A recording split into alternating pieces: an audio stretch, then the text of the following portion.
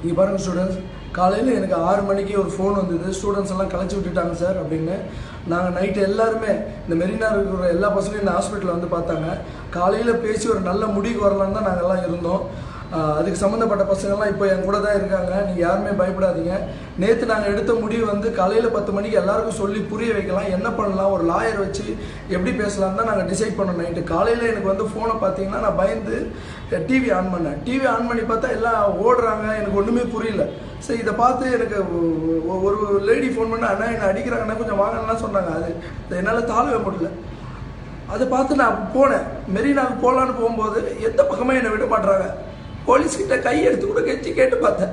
Sir பசங்களாம் தண்ணிக்குள்ளே போகிறானுங்க sir, அவனுங்களை விட்டுருங்க சார், நான் ஒரு எனக்கு ஒரு 1 hour டைம் கொடுங்க சார், ஒரு 2 hours டைம் கொடுங்க சார், நான் போய் பேசி கண்ட்ரோல் பண்ணுறேன் சார். என் பசங்க சொன்னால் கேட்பாங்க சார்.